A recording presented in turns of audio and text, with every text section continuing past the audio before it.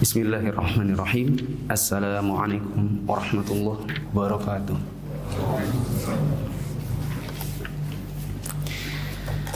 Alhamdulillahi rabbil alamin.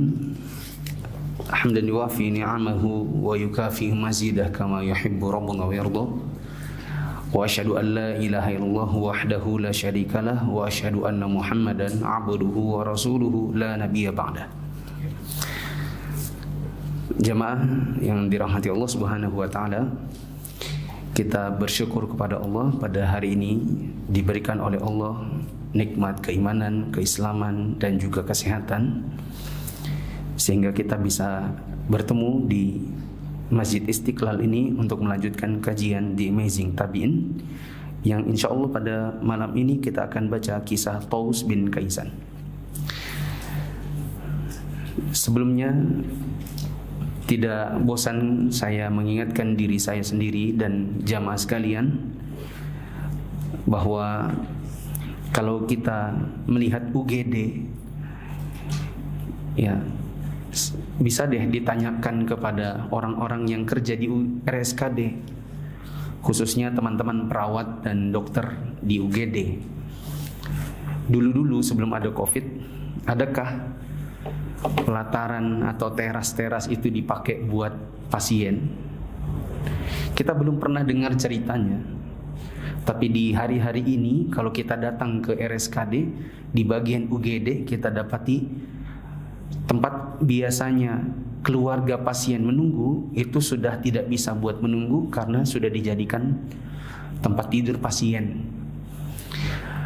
Dan seperti saya pernah bicara di Masjid Nasai Somber kayaknya minggu lalu, saya bilang gak ada kerjaan banget orang-orang ke UGD kalau memang gak sakit. Tapi kok mau-maunya meninggalkan rumah yang nyaman, ada AC ataupun gak ada AC, mau milih tinggal di UGD, bukan di dalam ruangannya tapi malah di teras-teras. Kurang kerjaan banget, gak akal sehat. Kalau bukan karena sesuatu yang memang dirasakan sakit. Ya, tapi kenapa mereka mau di situ? Karena memang di rumah misalnya tidak tertangani. Kalau cuma di rumah susah bernafas, sedangkan di rumah sakit ada alat bantu. Artinya kita tidak bisa menutup mata bahwa apa yang dirasakan oleh orang-orang banyak itu adalah sesuatu yang berbahaya. Ya, tapi kita tidak parno juga. Bukan jadi orang yang ketakutan lalu di rumah aja nggak bisa keluar sama sekali, tidak juga demikian. Tapi juga jangan sembrono sehingga keluar dari rumah seperti tidak ada apa-apa. Ini seperti orang yang tidak menutup, yang tidak membuka mata. Jangan katakan itu di pasar banyak orang, itu demo-demo nggak pakai masker. Jangan katakan demikian karena patokannya bukan orang yang di sana. Patokannya adalah yang di rumah sakit. Supaya kita betul-betul melihat kenyataan dan berhati-hati. Ya. Nah, sekali lagi tidak sembrono, tapi juga tidak begitu ketakutan, melainkan berhati-hati, senantiasa berusaha untuk mengikuti anjuran ahli kesehatan maupun pemerintah dalam hal yang memang baik. Termasuk akidah Ahlussunnah wal Jamaah adalah dalam masalah ketaatan mereka terhadap pemimpin selama tidak bertentangan dengan syariat. Dan keluar rumah menggunakan masker, nggak ada syariat yang melarangnya. Malah syariat itu mengajak untuk menjaga diri dari kemudaratan. Nabi SAW mengatakan la dharara wa la dhirar. Jangan jatuhkan dirimu ke dalam kemudaratan untuk dirimu maupun orang lain. Ya kan? Artinya kita disuruh untuk menjaga diri. Maka keluar rumah menggunakan masker ini bagian dari ketaatan kepada Allah dan Rasulnya, yang juga sejalan dengan ketaatan kepada ulil amri pada hal yang memang sifatnya ma'ruf. Ya. Karena kita dapati sebagian kaum muslimin di zaman sekarang, termasuk yang berjenggot, keluar rumah pergi ke pasar, kayak nggak ada apa-apa. Ya, ini sebuah sikap yang tidak pas, ya, dan seperti tidak tahu apa-apa. Seperti kalau ada yang berkata saya tawakal kepada Allah, maka kita katakan tawakal itu ada dua, saudaraku.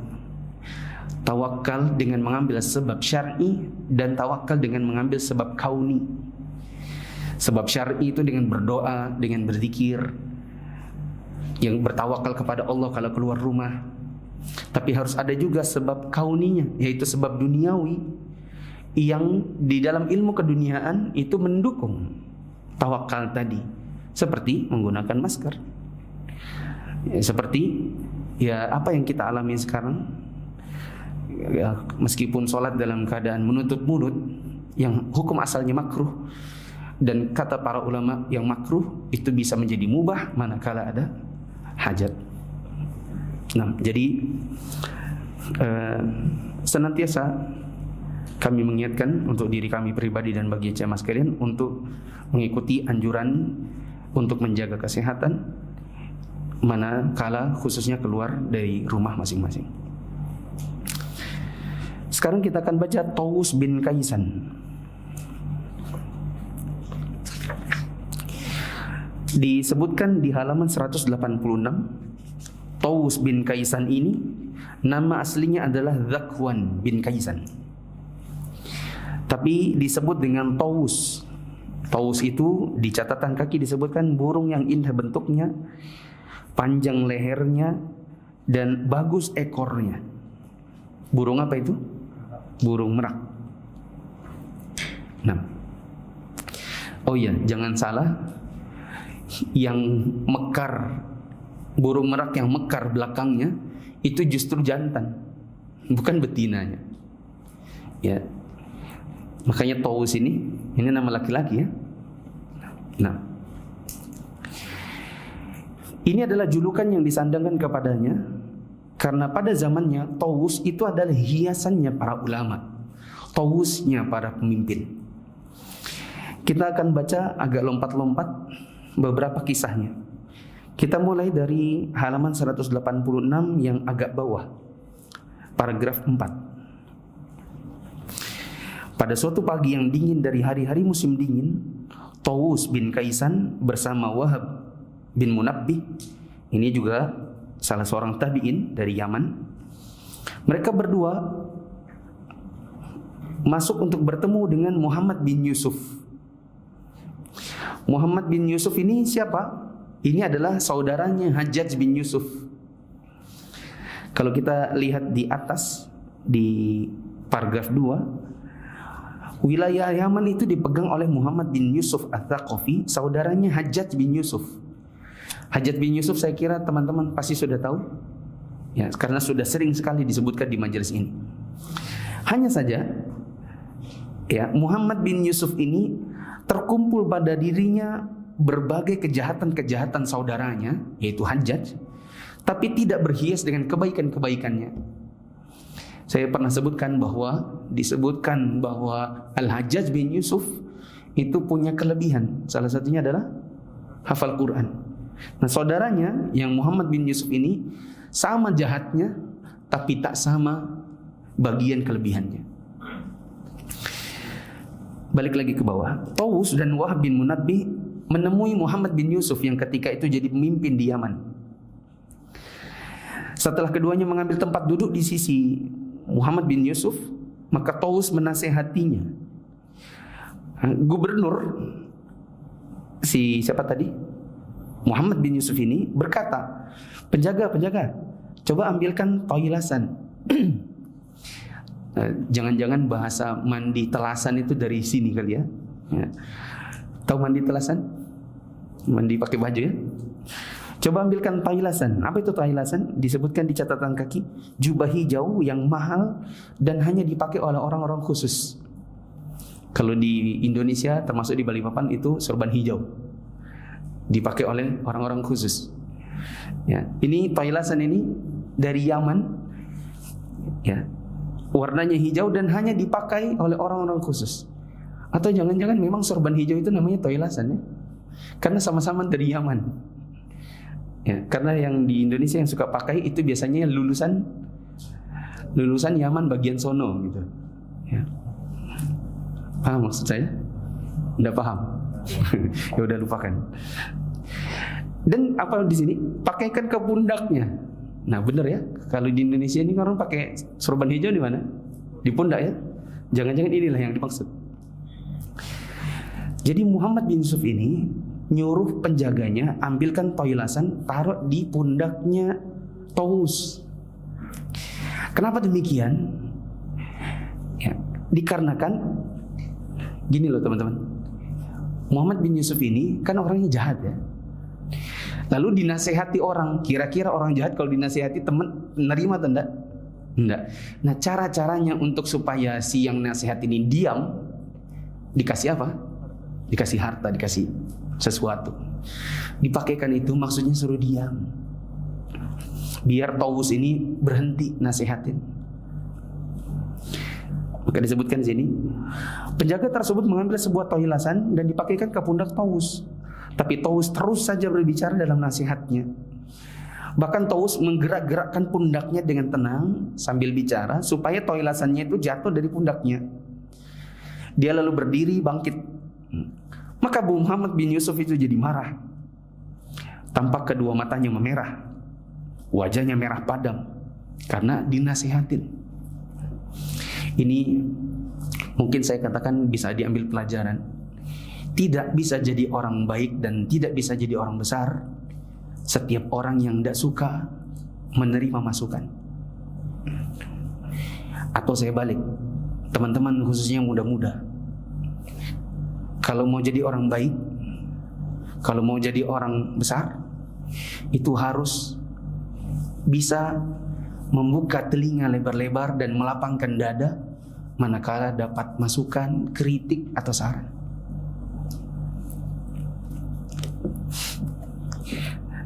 Saya cerita dikit. Kebetulan tadi siang ceritanya sama admin. Saya bilang, saya S1, tugas akhirnya itu adalah tugas akhir yang dijadikan alat untuk nyerang dekan saya. Jadi saya sudah mengerjakan tugas akhir kurang lebih 2 bulan. Tiba-tiba karena sebuah perpolitikan di dalam kampus, dosen pembimbing saya mau menjatuhkan dekan. Maka dia bilang, kalau kamu tidak mau ganti tugas akhirmu, kamu bakal lama sama saya. Kalau kamu mau cepat, ukur kinerjanya dekan, tapi nggak usah kasih tahu dia, karena kalau nanti dia tahu pasti dilarang. Saya demi cepat saya kerjain, tapi saya nggak mau juga nggak bilang-bilang. Nanti kalau ketahuan, apa ini mas, kamu bikin makar ya di dalam kampus. Maka sebelum saya kerjakan, saya datangi dekan. Pak, saya disuruh oleh dosen pembimbing saya, Pak Fulan, untuk mengukur kinerja Bapak. Saya tahu, paham maksudnya, dan semoga Bapak juga paham. Tapi saya harus mengerjakannya, kalau enggak nanti saya TA-nya bakal lama, Pak. Kata dekan itu, ya enggak apa-apa mas, saya pengen tahu juga bagaimana sih kinerja saya menurut orang-orang di bawah saya. Waktu itu saya bilang dalam hati, keluar dari kantornya, saya bilang gini, ini insya Allah pasti orang besar nanti, minimal di dalam kampus. Karena tidak akan mudah untuk menerima diri siap untuk ditembak gitu ya, dengan hasil TA saya nanti, kecuali orang-orang yang memang membesarkan dadanya untuk menerima masukan. Dan benar, beliau sekarang jadi rektornya. Begitu. Karena memang nggak bisa kita jadi orang besar kalau menutup diri dari perkembangan dan perbaikan.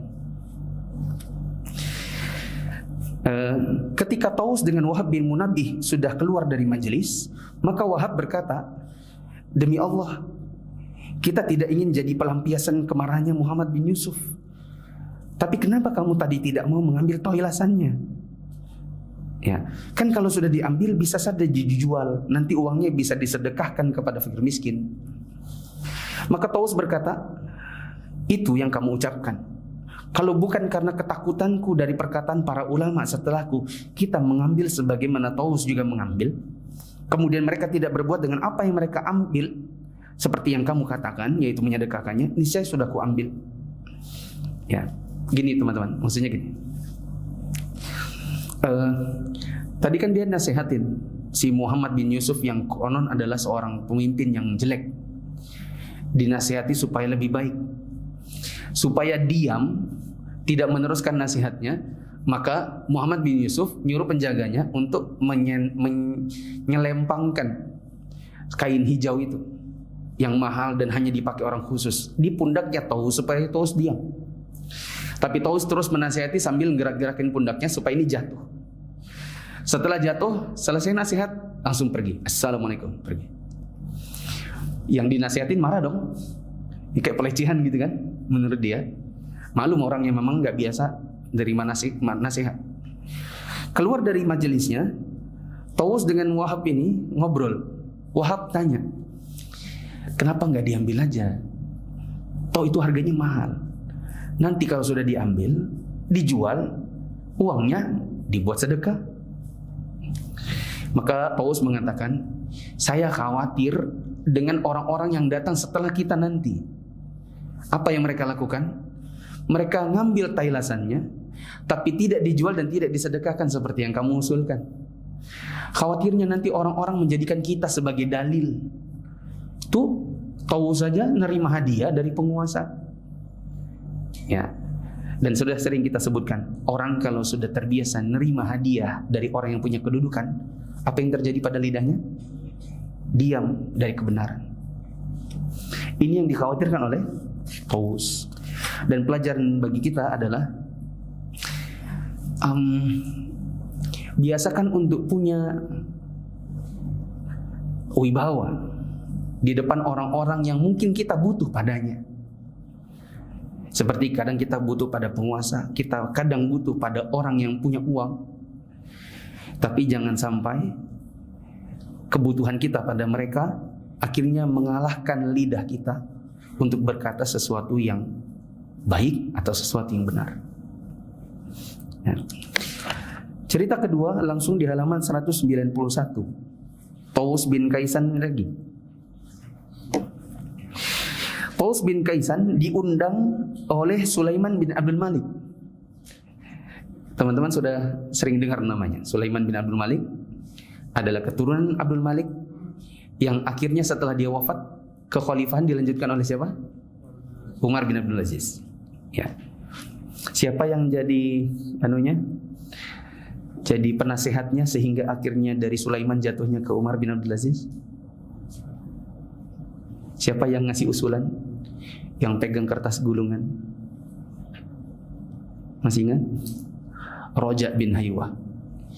Siapa yang bareng sama Umar bin Abdul Aziz waktu akhirnya diumumkan yang menjadi khalifah adalah Umar bin Abdul Aziz? Terus sama-sama innalillahi wa inna ilaihi raji'un. Satunya Umar, satunya siapa? Hisham bin Abdul Malik. Nanti kita akan dapatkan namanya. Kita balik dulu ke kakaknya. Sulaiman bin Abdul Malik ini pergi ke Mekah, lalu minta tolong sama ajudannya, coba cari siapakah ahli fikih di Madinah nih yang bisa menasihati kita. Diundanglah Taus.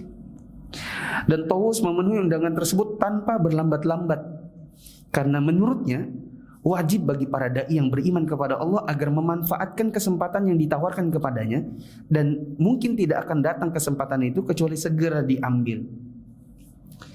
Ya, teman-teman yang dirahmati Allah, dari sini kita bisa lihat bahwa para ulama salaf mereka memiliki dua sudut pandang terhadap masalah kedekatan seorang dai kepada penguasa. Kita dapati ada sebagian dai atau sebagian salaf di zaman dahulu yang untuk urusan penguasa mereka nggak mau dekat-dekat. Contohnya Sufyan Ats-Tsauri. Sufyan Ats-Tsauri kalau untuk dekat-dekat dengan penguasa enggak. Karena beliau berkata, dulu saya diberikan kepahaman terhadap Al-Quran, tapi karena sering dekat sama penguasa dan dikasih hadiah, kepahaman itu jadi hilang. Dia juga berkata, saya sering suuzon, susah untuk berhusnuzon kepada orang yang selalu dekat dengan penguasa, karena biasanya ada yang dicari. Tapi ini ijtihad pribadi beliau, sehingga beliau menerapkan untuk dirinya, untuk penguasa nggak dekat-dekat. Tapi ada sebagian penguasa, ada sebagian salaf yang untuk urusan penguasa mereka dekat. Dan kalau diundang cepat. Alasannya adalah mumpung ada kesempatan menasihati, saya akan nasihati. Karena kalau tidak saya nasihati, nanti dia nggak berubah. Mumpung dia yang ngundang. Di antaranya Hasan al-Basri. Di antaranya adalah Roja bin Haywah. Ini bukan lagi cuma dekat pada penguasa, jadi ajudan khusus khalifah. Nah, termasuk juga Taus yang memang senang kalau dipanggil oleh penguasa untuk menasihati mereka. Karena menurut dia, mumpung ada kesempatan menasihati, ya dinasihati. Di halaman 192, waktu khalifah menanyai dia tentang masalah-masalah manasik, ya kan lagi ke Ka'bah nih, lagi ke Mekah. Khalifah rupanya nanya-nanya tentang fikih, ya kan? Setelah dijawab tentang masalah fikih, maka Taus berkata,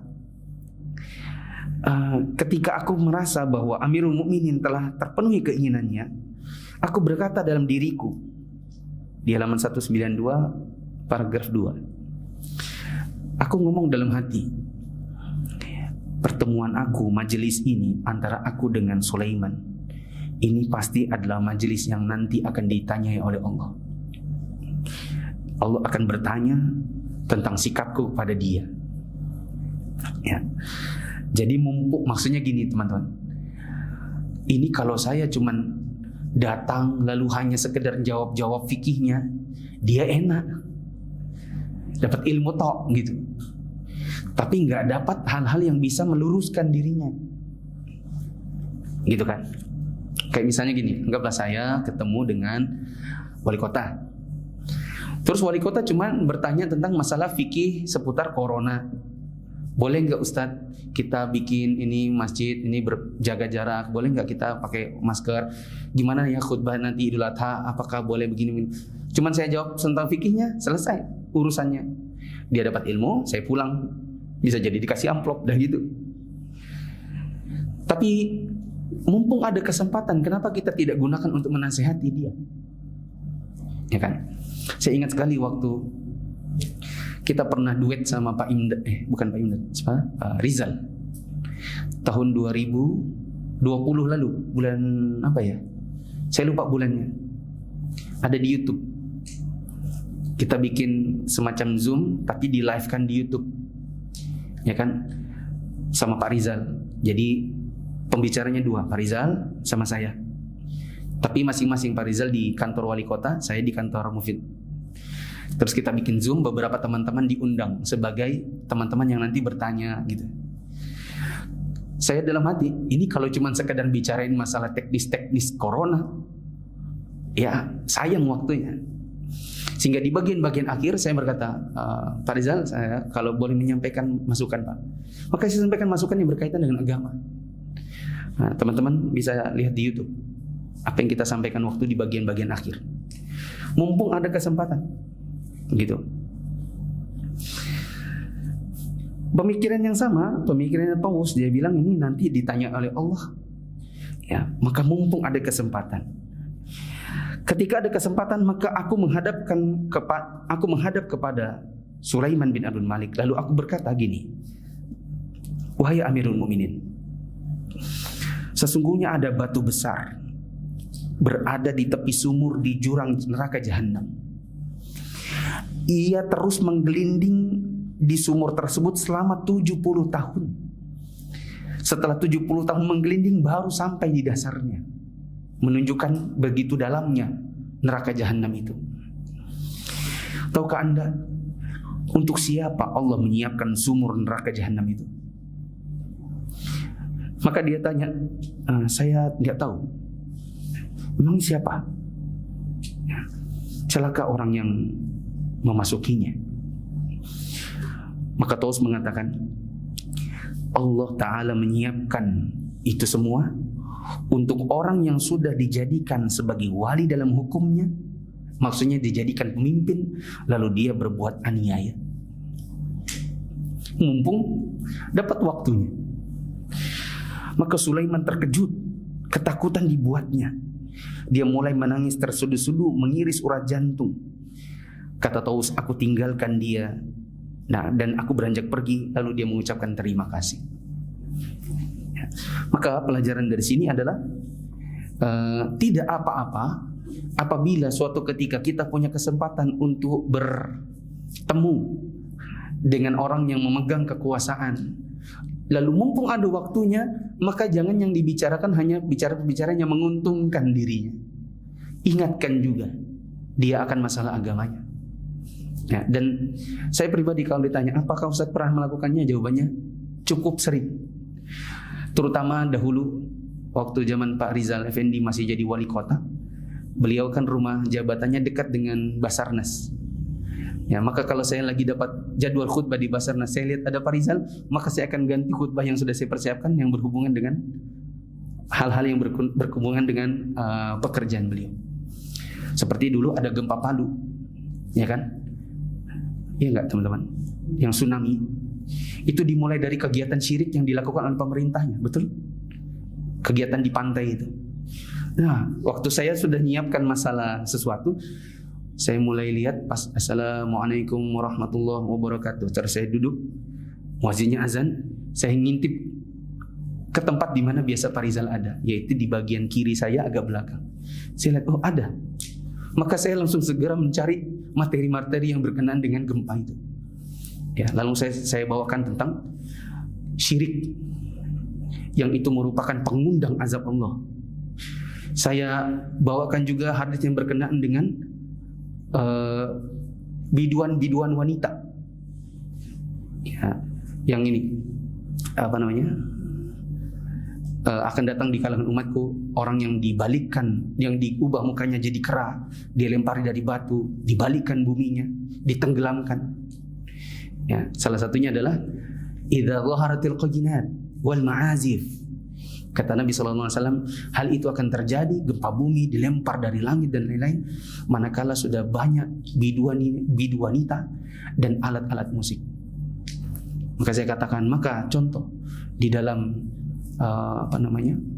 dalam kehidupan kita sehari-hari, pemerintah jangan sampai mengadakan kegiatan-kegiatan syirik, ditambah lagi dengan menghadirkan biduanita yang nyanyi-nyanyi ya, di pantai, dan ini mengundang azab Allah. Ya, mumpung ada orangnya nitip kita gitu maksudnya. Nah, khalifah maaf, sampai mana tadi? Selesai ceritanya. Cerita yang lain di halaman 193. Khalifahnya pindah ke Hisham bin Abdul Malik. Masih ingat tadi siapa ini? Inilah orangnya. Ya. Orang inilah yang dahulu ketika Sulaiman bin Abdul Malik bikin keputusan penggantinya adalah Umar bin Abdul Aziz, Roja mengumumkan, ya, kata Roja, yang menggantikan Khalifah Sulaiman adalah Umar bin Abdul Aziz. Maka dua orang teriak, Inna lillahi wa inna ilaihi raji'un. Umar yang satu, dia berteriak, Inna lillahi wa inna ilaihi raji'un, karena dirinya yang ditunjuk. Sedangkan Hisham juga, Inna lillahi wa inna ilaihi raji'un, karena bukan dirinya yang ditunjuk. Kenapa dia begitu? Ada yang tahu? Kekuasaan. Ingin dia kekuasaan. Ada yang lain? Karena dia saudara kandungnya Khalifah. Kan namanya Sulaiman bin Abdul Malik, Hisham bin Abdul Malik. Berarti apa hubungannya ini? Saudaraan. Sedangkan Umar bin Abdul Aziz beda bapak. Itulah kenapa, ya, kata Sulaiman waktu dia nitip sama Roja, Roja, kalau kasih ke Umar, bagaimana dengan saudaraku? Nanti saudaraku bisa marah. Dan terbukti. Kata Roja, gini aja, di dalam kertasnya tulis dua nama, yaitu Umar bin Abdul Aziz dulu, baru di bawahnya Yazid bin Abdul Malik, yaitu saudaranya yang lain lagi. Ya, dan memang begitu. Setelah Sulaiman bin Abdul Malik wafat, penggantinya adalah Umar bin Abdul Aziz. Umar bin Abdul Aziz wafat, penggantinya adalah Yazid dulu, sesuai dengan surat keputusannya. Yazid dulu bin Abdul Malik. Setelah Yazid, Walid bin Abdul Malik. Setelah Walid, baru Hisham, yang menunggu bertahun-tahun gitu ceritanya, kapan jadi penguasa. Akhirnya jadi juga. Ya. Kita lihat, ketika khilafah pindah kepada Hisham bin Abdul Malik, ada kejadian-kejadian masyhur antara Taus dengan dirinya. Ceritanya, Hisham pernah datang ke Baitul Haram menunaikan haji, ya. Dan di sana ada juga Hisham bin Abdul Malik. Ya. Hisham berkata, coba carikan sahabat Nabi, panggil sini, undang gitu. Maka dia bilang, oh sahabat Nabi sudah wafat satu-satu, kayaknya udah nggak ada. Ya udah deh, tabiin aja. Maka yang didatangkan siapa? Taus. Taus masuk. Nah, sebagaimana kebiasaannya Taus. Taus kan memang punya pendapat, nggak apa-apa ketemu dengan ulil amri. Bagus lagi. Siapa tahu ada kesempatan untuk menasihatinya. Maka datanglah Taus. Apa yang dilakukan Taus? Taus lepas 2 sendalnya di ujung permadani. Dia ucapkan salam tapi nggak panggil nama Amirul Mukminin. Cuman panggil Assalamualaikum Hisham. Nggak bilang Assalamualaikum Amirul Mukminin. Nggak begitu. Lalu nggak dipanggil juga dengan nama kunyahnya. Lalu belum diizinkan duduk duluan. Ya, coba kalau antum menjadi Hisham kira-kira gimana? Sopan nggak ini ya? Masuk, sendalnya dilepasnya bukan di luar tapi di dekat permadani. Panggil masuk tiba-tiba Assalamualaikum. Misalnya Pak siapa? Pak Rahmat masuk ya. Assalamualaikum, Mat. Kira-kira gimana itu? Mat, Assalamualaikum. Belum disilakan duduk duluan. Ya kan? Maka Hisham ini marah. Ya. Dan kita nggak heran juga dia marah karena dia nggak jadi khalifah jadi marah. Ya kan? Apalagi dia jadi khalifah lalu nggak dihormati. Dia marah, matanya merah, ya. Karena diperlakukan oleh Taus seolah-olah nggak punya wibawa. Maka dimarahinya lah Taus. Ya. Khalifah bilang di halaman 193 paling bawah, agak-agak bawah. Kamu ini lepas sendal di ujung karpet, tidak ucapkan salam dengan panggilan Amirul Mukminin. Tidak panggil namaku dengan nama kunyahku. Nama asli enggak, kunyah enggak. Jangankan nama asli, kunyah aja enggak. Terus duduk tanpa izin lagi. Ya, ceritanya marah nih Pak Rahmat Masud. Ceritanya apa? Antum bayangkannya gitu. Gimana nih Ustadz ini? Ustadz Muflih nih, kayak enggak punya adab aja. Enggak disuruh duduk, panggil duduk, langsung duduk. Masuk langsung Mat, nggak panggil Pak Wali Kota, Pak Wali, Assalamualaikum Pak Wali, nggak begitu. Kayak apa sih ini? Tapi coba lihat apa katanya Taus di halaman 194. Aku lepas sendalku di ujung karpetmu karena aku juga melepaskannya di hadapan Allah setiap hari 5 kali. Demikian dan Allah tidak mencela dan tidak marah sama aku. Maklum karena ini kejadiannya di dalam Masjidil Haram. Ya, kita aja masuk ke Masjidil Haram, masuk pakai sendal juga nggak apa-apa. Waktu itu ya. Kalau zaman sekarang kan sudah ada keramik-keramik, sudah ada karpet-karpet. Jangan masuk pakai sendal. Ya, sendalnya dilepas di luar, baru ditenteng. Jangan ditaruh di luar karena pasti hilang.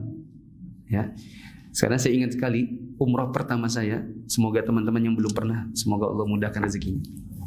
Saya datang ke Masjid Nabawi dulu, ada tangga-tangga. Saya lihat, masya Allah ya, diparkir sendalnya rapi. Saya parkir juga, hadap sana sono lagi, gitu kan? Paham nggak maksudnya hadap sono? Hadap keluar gitu kan? Jadi kalau kita keluar tinggal pakai gitu. Dalam hati saya, masya Allah ya, rapi-rapi, gitu, dengan lugunya. Ya. Pas keluar, udah ada sudah sendalnya. Gitu. Rupanya itu yang memarkir di luar adalah orang yang memang tidak tahu kalau nanti setiap jam berapa itu ada pembersihan. Belum lagi ditendang-tendang orang, jadi hilang itu sendal. Ya. Saya husnuzon, masya Allah ini rapi, rupanya hilang. Jadi kalau kita pergi Masjidil Haram, Masjid Nabawi, itu sendal jangan ditaruh di depan, jangan lugu. Itu bukan Istiqlal. Itu Masjid Nabawi. Angkat sendalnya, masukin di kresek, taruh di rak yang kita hafalkan nomornya, atau taruh di dekat kita sholat. Kalau kita di pinggir-pinggir, begitu. Lanjut. Mana tadi? Kulepas sendalku di ujung karpetmu karena aku juga melakukan yang sama. Setiap hari 5 kali sehari kepada Allah, tapi Allah nggak marah. Adapun ucapanmu, aku tidak salam dengan sebutan Amirul Mukminin. Maaf ya, karena aku tahu tidak semuanya kaum muslimin ridho dengan kepemimpinanmu. Aku takut berdusta kalau aku panggil kamu Amirul Mukminin, padahal aku tahu banyak orang yang nggak suka. Kita juga paham kenapa orang nggak suka, karena kita lihat bagaimana dia marah ketika dia nggak ditunjuk, ya kan? Kita akan semakin suka dengan orang yang tawadhu. Tentu kalau kita berkaca dengan Umar bin Abdul Aziz, ketika dipanggil namanya lalu dia bilang innalillahi wa inna ilaihi raji'un, sayakah jadi penggantinya? Dia malah terbebani, malah kita maunya orang yang begitu. Tapi orang yang gila, yang pengen jadi penguasa, itu malah tidak suka. Ya. Selanjutnya katanya, adapun kritikanmu terhadapku bahwa aku panggil dengan namamu, tapi tidak panggil dengan dengan nama kunyahmu. Ingatlah, Allah memanggil para nabi juga dengan namanya. Allah panggil Daud, Yahya, Isa, Muhammad itu nggak pakai hai Nabi Muhammad. Ya, jadi biasa aja kali gitu. Adapun kata-katamu aku duduk sebelum engkau izinkan, itu karena aku pernah mendengar Amirul Mukminin Ali bin Abi Thalib berkata, bila kamu ingin melihat ada orang ahli neraka, lihatlah kepada orang yang duduk sedangkan di sekelilingnya orang-orang malah berdiri di depannya. Ya, jadi aku tidak mau kamu duduk lalu kami semua berdiri menunggu kamu persilahkan, karena aku tidak mau kamu jadi ahli neraka. Ya. Cuma ya kita harus sadar diri juga ya, ini Taus, ya kan? Tausnya di zaman itu, si meraknya, gitu kan? Adapun kita di zaman sekarang masuk orang wali kota terus Assalamualaikum terus duduk dan nggak dipersilahkan langsung masuk, wah itu kurang ajar juga gitu. Ya. Dan kalau tujuannya mau dakwah, khawatirnya malah nggak diterima dakwah. Dakwah akan lebih mudah diterima manakala ada sopan santun, ya kan?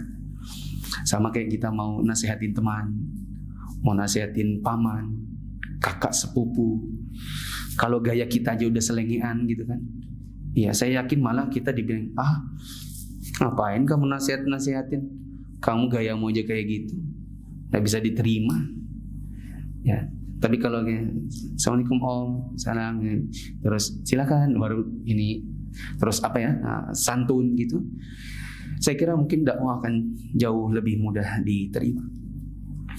Cerita yang lain dari Taus, ya, ini kayaknya Taus semua nanti malam ini, ada di halaman 195. Pada suatu hari putranya Taus bercerita, pada 1 tahun kami keluar bersama ayah menunaikan haji, tapi dari Yaman. Kami singgah di beberapa kota dan ada satu kota yang punya pejabat busuk namanya Ibnu Najih. Ya, dia pejabat paling busuk, paling lancang terhadap kebenaran, yang paling terjerumus dalam kebatilan. Kami datangi masjid negeri tersebut dan ternyata Ibnu Najih tahu ada ayahku. Siapa ayahnya? Taus. Maka Ibnu Najih ini dia datang juga ke masjid dan berusaha untuk mengucapkan salam kepada ayahku. Tapi ternyata ayahku tidak mau menjawabnya, malah dikasih punggung aja. Dia berdatangi sebelah kanannya, ayahku malah berpaling darinya. Dia datangi sebelah kirinya, ayahku berpaling darinya.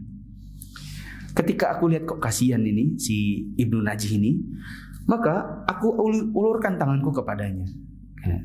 Jadi ibaratnya anaknya ini bilang gini, Assalamualaikum Pak Ibnu Najih, gimana kabarnya Pak? Ya, maaf Pak, mungkin ayah saya belum kenal Anda kali, makanya ayah saya tidak jawab salam terus berpaling. Ibnu Najih bilang begini, tidak, justru karena ayahmu kenal aku, makanya dilakukannya begitu. Maksudnya justru karena dia tahu aku orangnya kayak gini, makanya ayahmu malah begitu. Pergilah Ibnu Najih. Setelah sampai di persinggahan, ayahku bilang sama aku, siapa Taus bilang sama anaknya, dungu. Dimarahin anaknya ini. Hei, dungu. Kamu cela orang-orang seperti itu, seperti Ibnu Najih itu. Tajam lisanmu kalau mereka nggak ada. Tapi pas mereka datang kamu, Assalamualaikum Ibnu Najih, gimana kabarnya? Paham maksudnya? Kamu mencela mereka dengan lidahmu yang tajam ketika mereka tidak ada. Tapi bila mereka datang, kamu lembutkan perkataanmu kepada mereka. Bukankah ini kemunafikan? Makanya bapaknya bilang anaknya apa? Dung. Maksudnya bapaknya itu gini, mumpung orangnya ada, harusnya itu kita tunjukkan bagaimana kita tidak suka dengan keburukannya. Bukan kalau nggak ada dicela. Ya kan, nanti kalau sudah datang baru dibaik-baikin. Assalamualaikum Pak, gimana Pak kabarnya? Anu Pak, mohon maaf, mungkin bapak saya nggak kenal bapak. Ya, basa-basi gitu. Nah, ada lagi kisah yang paling bawah di halaman 195, bahwa yang dinasihati oleh Tawus itu bukan cuma penguasa, tapi siapapun yang butuh. Salah satu yang pernah dinasihatinya adalah Atha bin Abi Rabah. Padahal kita sama-sama tahu Atha bin Abi Rabah ini begitu wibawanya di tabi'in pertama. Ya kan, kisah pertama di buku ini siapa? Atha bin Abi Rabah. Masih ingat? Sulaiman bin Abdul Malik masuk Masjidil Haram, terus nanya sama pegawainya, ditemani sama anak-anaknya. Nah, yang mana orangnya? Itu nah. Didatanginya. Nunggu si laki-laki itu selesai sholat, baru dia tanya-nanya. Padahal Sulaiman khalifah nih. Assalamualaikum. Waalaikumsalam. Maaf, Syekh mau tanya Syekh, gini. Apa hukumnya Syekh? Sudah selesai pergi. Lalu anaknya Sulaiman tanya, ayah, ngapain kita tanya sama orang kayak gitu? Udah pesek, hitam, dekil. Kenapa kita tidak tanya sama Atha bin Abi Rabah? Kan Atha bin Abi Rabah yang dibolehkan berfatwa di Masjidil Haram untuk masalah haji. Hanya dia yang boleh berfatwa katanya. Apa kata Sulaiman? Jaga mulutmu. Itu orang yang tadi itulah Atha bin Abi Rabah. Ya, kita lihat bagaimana kebesaran Atha. Itu ternyata dinasihatin oleh Tawus. Makanya Tawus ini bilang meraknya para ulama di zaman itu. Kita lihat di halaman 196. Putranya Tawus, yang Abdullah tadi yang dibilang dungu itu, halaman 196. Putranya Abdullah juga tumbuh seperti bapaknya. Akhlak, riwayat hidupnya itu seperti bapaknya. Sebagai contoh, pernah ada khalifah Bani Abbasiyah namanya Abu Ja'far Al-Mansur, pernah meminta untuk dipanggilkan anaknya Tawus, yaitu Abdullah bin Tawus. Dipanggilnya juga anak Malik bin Anas. Siapa Malik bin Anas? Imam Malik. Berarti antum bisa lihat anaknya Tawus itu selevelannya Imam Malik. Bukan keilmuannya. Kalau keilmuan kita Allah alam. Ke umur, terus posisi, kedudukannya di masyarakat. Anaknya Tawus selevelnya Imam Malik. Berarti kalau bapaknya bagaimana? Nah, gitu kan? Sama seperti, masih ingat Rabi'ah Ar-Ra'i yang kelahi sama bapaknya setelah bapaknya pulang 30 tahun. Siapa yang duduk di majelisnya Rabi'ah Ar-Ra'i? Imam Malik. Ya. Kita kenal Imam Malik dengan begitu besarnya, ternyata dia masih ada gurunya yang lebih besar lagi, tapi tidak lebih terkenal daripada muridnya. Kita lihat Abdullah bin Tawus dan Malik bin Anas dipanggil oleh Khalifah Bani Abbasiyah. Ya, ketika ditanya oleh Khalifah, ya Abdullah, adakah riwayat-riwayat yang sampai dari ayahmu kepada dirimu? Coba ceritakan. Apa katanya Abdullah ini? Ayahku pernah bercerita kepadaku bahwa manusia yang paling keras azabnya di hari kiamat adalah orang yang Allah jadikan pemimpin untuk mengurusi urusan kaum muslimin, kemudian dia memasukkan kezaliman dalam hukumnya. Ini yang disebut dengan anak tumbuh seperti bapaknya. Karena bapaknya tipikal yang kalau ada kesempatan menasihati penguasa, nasihati aja, gitu kan? Maksudnya gini loh. Kalau kita berpikir, ini si Abdullah ini tidak ada hadis yang lain kah? Hadis tentang surga neraka gitu kan? Tentang keindahan surga, tentang ngerinya neraka. Apa yang dibawakannya? Mumpung ada kesempatan. Orang yang paling keras azabnya dari kiamat adalah pemimpin tapi zalim. Ya. Maka Imam Malik yang ketika itu juga dipanggil, dia berkata begini, Kaget aku dengar perkataannya dan langsung ku dekap bajuku. Aku takut darahnya menimpaku. Maksudnya apa? Takutnya Abdullah ini khalifahnya marah lalu kemudian ambil pedang langsung tebas, gitu kan? Khawatir aku pakai darahku nanti bisa darahnya menimpaku.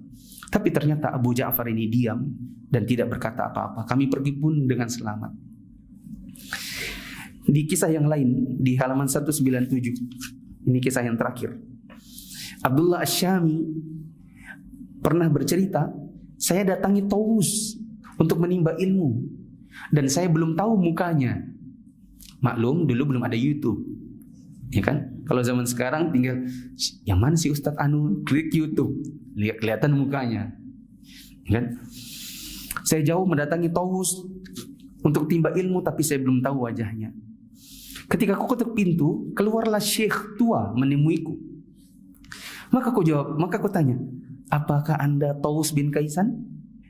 Dia bilang, bukan, saya putranya. Siapa ini? Abdullah yang tadi kayaknya. Oh bukan, saya putranya. Maka Abdullah bin Syami bilang, Masya Allah, bila Anda saja putranya sudah setua ini, bagaimana dengan Taus? Saya khawatir jangan-jangan Taus ini sudah pikun dan sudah rusak akalnya karena terlalu tua. Karena Anda saja sudah tua. Ya. Sesungguhnya aku berada dari tempat yang jauh untuk mengambil faedah ilmu darinya. Maka si putranya Taus mengatakan, celaka kamu ini. Para pengemban kitabullah itu tidak rusak akalnya. Ya. Silakan menemuinya. Ya, dan kita lihat teman-teman, ustadz-ustadz yang sudah sangat-sangat senior, ya, yang kita lihat sudah putih semua, itu tidak rusak ingatannya dengan dalil-dalil yang disampaikannya mulai dari masa mudanya. Karena memang begitu, kalau otak ini dipakai, ilmu itu disalurkan, dia akan jernih, ya kan? Seperti air. Kalau hanya dalam tandon, lama-lama dia kering, lama-lama dia kotor, ya kan? Tapi kalau di sungai dia mengalir, maka dia jernih. Dengan demikian pula ketika orang belajar lalu kemudian ilmunya terus disampaikan, ya. Mana adabnya? Saya sudah request itu dipendekin aja, bisakah? Ya tidak gitu maksudnya. Nah. Oh, ada di belakang. Ya, gitu aja nah sekali. Apa sudah tadi? Lupa sudah. Apa tadi? Iya. Seperti air kalau dalam ember hanya berendam begitu saja, maka air itu keruh, banyak lumutnya. Coba pegang air di dalam ember yang direndam begitu lama. Kalau antum pegang paling bawah, apa isinya? Lumut, licin kan? Licin, ya kan? Lama-lama kotor. Lihat danau. Kalau kita lihat danau kan nggak ada dan wah jernihnya danaunya, enggak. Karena dia nampung. Danau gelap, iya nggak sih? Ya. Tapi kalau kita bilang sungai, apa kita bilang? Wah jernihnya, gitu kan? Airnya itu kelihatan jernih. Kenapa ngalir? Begitulah orang kalau belajar ilmu, lalu hanya di kepalanya, tidak disalurkan, tidak diajarkan ke istrinya, ke anaknya, ke temannya, diem begitu saja, hanya belajar. Itu nanti lama-lama numpuk di sini dan bergerak. Tapi kalau antum salurkan, nyampaikan ke teman, nyampaikan ke keluarga, itu akan membuat akal jernih.